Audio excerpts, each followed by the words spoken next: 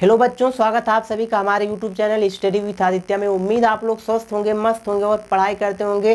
प्यारे बच्चों, आज की क्लास में हम लोग सीखने जा रहे हैं क्लास 10th केमिस्ट्री का एक ऐसे खूबसूरत टॉपिक के बारे में जो आपके बोर्ड एग्जाम के लिए बेहद बेहद बेहद इंपॉर्टेंट क्वेश्चन है। तो चलिए वीडियो को शुरू करते हैं। प्यारे बच्चों, आज का जो हमारा टॉपिक है वो संक्षारण और विकृत गंधिता। ठीक है, ये दोनों टॉपिक आपको फर्स्ट चैप्टर में मिल जाएंगे। ठीक है, लेकिन इससे पहले हम आपको बता दें कि पहले चैप्टर का ये तीसरा पार्ट है। दो पार्ट में हम लोगों ने सीख लिया है रासायनिक अभिक्रियाओं के प्रकार को। ठीक है, लेकिन तीसरे पार्ट में हम लोग सीखने जा रहे हैं संक्षारण एवं विकृत गंधिता। ठीक है, तो संक्षारण को देखिए अच्छे समझने के लिए आपको हम बता दें कि आप अपने आसपास संक्षारण को होते हुए देख सकते हैं, विकृत गंधिता को भी आप अपने आसपास देख सकते हैं। ठीक है, इसके पहले जो हम लोगों ने पढ़ा है रासायनिक अभिक्रियाओं के प्रकार के बारे में, उसको शायद आप लोग अपने आंखों से ना देख पाए, लेकिन संक्षारण और विकृत गंधिता को आप अपने आंखों से देख भी सकते हैं। तो इसलिए आज की क्लास बहुत ही इंटरेस्टिंग होने वाला है। ठीक है, तो देखिए परिभाषा कुछ इस प्रकार आपका है संक्षारण का। जब कोई धातु आर्द्रता, आर्द्रता का मतलब होता है नमी। ठीक है, नमी का मतलब देखिए आपको नमी कहाँ मिल सकता है। ठीक है, मिट्टी में मिल सकता है, हवा में मिल सकता है, जल में मिल सकता है। ठीक है, तो जब कोई धातु आर्द्रता मतलब नमी में, ठीक है, या अम्ल में, ठीक है, अम्ल आदि के संपर्क में आती हैं। क्या कह रहा है परिभाषा, एक बार फिर से पढ़ लीजिए। जब कोई धातु, अब धातु आपका लोहा, सोना, चांदी कुछ भी हो सकता है। ठीक है, आर्द्रता यानी नमी और अम्ल आदि के संपर्क में आते हैं। ठीक है, तो क्या हो जाती है, जिससे कि जो धातु की ऊपरी वाली परत होती है, ऊपरी वाली सतह होती है, वो क्या हो जाती है, कमजोर हो जाती है, या इसी को साइंस की भाषा में संक्षारित बोलते हैं। इसी घटना को हम लोग क्या बोलते हैं, संक्षारण कहते हैं। एक बार फिर से पढ़ लीजिए। कह रहा है जब कोई धातु आर्द्रता, अम्ल आदि के संपर्क में आती है, जिससे कि धातु की जो ऊपरी परत होती है वो कमजोर हो जाती है या संक्षारित हो जाती है, इसी घटना को हम लोग क्या कहते हैं, संक्षारण कहते हैं।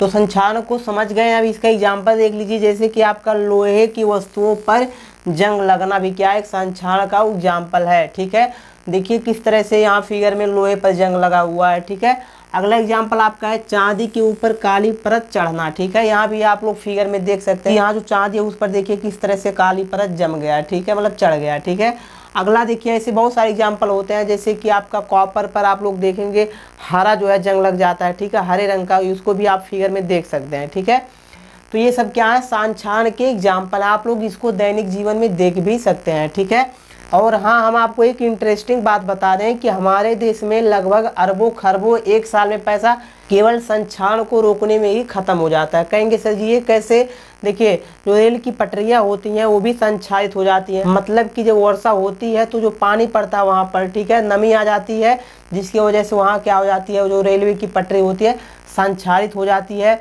बड़े बड़े जो बिजनेसमैन होते हैं, जो देखिए बिजनेस करने के लिए जो पानी वाला जहाज लिए रहते हैं, देखिए उसमें भी कह सकते हैं संक्षारण की प्रक्रिया हो जाती है, मतलब जंग लग जाती है। ठीक है, तो देखिए इसको रोकने के उपाय क्या है। तो पहला आपका यस दलेपन। यस दलेपन का मतलब क्या होता है, देखिए मान लीजिए लोहा है, अगर ये नमी पाया तो इस पर जंग लग जाएगा, तो इसको हम क्या करें, ऊपर से कोई परत चढ़ा दें। ठीक है, मान लीजिए किसी दूसरे धातु का, ठीक है, जो उतना रिएक्शन ना करता हो, मतलब उतना क्रिया ना करता हो। ठीक है, तो क्या करेंगे हम लोग, उस पर कोई दूसरा जो है परत चढ़ा देंगे, तो उस पर कह सकते हैं जंग नहीं लगेगा। ठीक है, तो इसी प्रक्रिया को हम लोग बोलते हैं यस दलेपन। ठीक है, तो यस दलेपन से भी हम क्या कर सकते हैं, संक्षारण को रोक सकते हैं। दूसरा आपका है पॉलिश करके। ठीक है, पॉलिश का मतलब क्या है, देखिए इसको बार बार हम लोग जो है, मान लीजिए लोहा है या सोना है, चांदी कुछ भी है, ठीक है, तो उसको बार बार हम पॉलिश करें। ठीक है, इससे भी हम रोक सकते हैं संक्षारण को।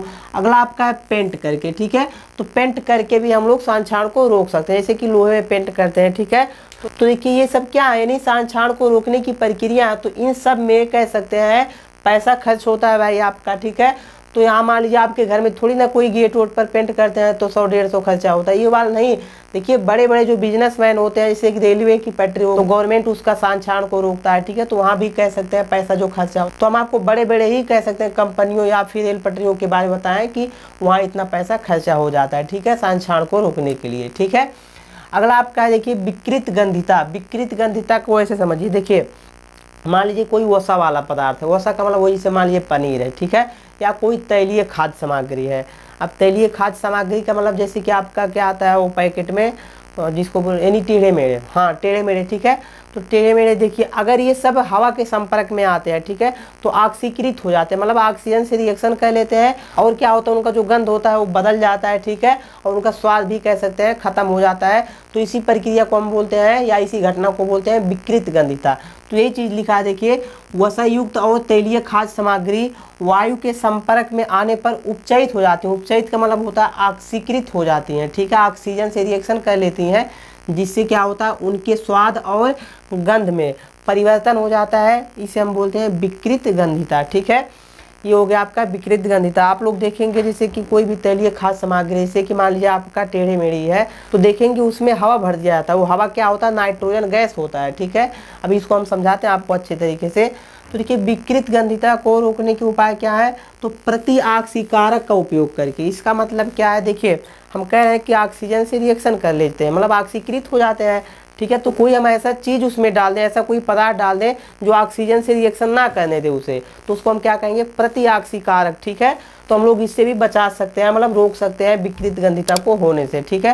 दूसरा आपका है वायुरोधी बर्तन में खाद्य सामग्री रखकर। मान लीजिए कोई आपका कंटेनर है, कोई डिब्बा है, उसमें हम लोग उस पदार्थ को डाल दें, मतलब कि वसायुक्त या तैलीय खाद्य सामग्री को डाल दें और बढ़िया से उसको पैक कर दें, मतलब कस दें, ठीक है, तो भी आपका बच जाएगा, ठीक है। और तीसरा आपका है वायु के स्थान पर नाइट्रोजन गैस द्वारा, ठीक है। आप लोग जैसे हम एग्जाम्पल बताएं टेढ़े मेढ़े वाला, ठीक है, उसमें देखिए आप लोग देखेंगे जो उसका पैकेज आता है टेढ़े मेढ़े का, या और भी जो बच्चे खाते हैं, ठीक है, उसमें ज़्यादा हवा ही भरा रहता है। वो हवा क्या होता है आपका, नाइट्रोजन गैस होता है, ठीक है। ये क्या करता है आपका, ऑक्सीजन को उससे रिएक्शन नहीं करने देता है, ठीक है, जिसकी वजह से जो उसमें जो भी मतलब पदार्थ होते हैं उसका गंध और स्वाद नहीं बिगड़ता है, ठीक है। लेकिन क्या होता है, मान लीजिए पैकेज फट गया है, ठीक है, वो पैकेज फट गया है तो नाइट्रोजन गैस बाहर निकल जाता है और ऑक्सीजन आ जाता है, मतलब हवा आ जाता है बाहर से, तो उससे रिएक्शन करके उसका स्वाद आप लोग देखेंगे नहीं ठीक लगता है, ठीक है। और बच्चे लोग जब उसको फाड़ते हैं तो कहते हैं कि हमको ठग लिया है, क्योंकि इसमें सब हवा ही भरा था। वो हवा नहीं होता, आपका नाइट्रोजन गैस होता है, यानी विकृत गंधिता को रोकने के लिए नाइट्रोजन गैस उसमें डाला गया था, ठीक है। तो चलिए आज की वीडियो में इतना ही, मिलते हैं अगले वीडियो में। लेकिन अगर वीडियो पसंद आए तो वीडियो को लाइक करें और हमारे चैनल को सब्सक्राइब करें। मिलते हैं अगले वीडियो में, तब तक के लिए जय हिंद, वंदे मातरम।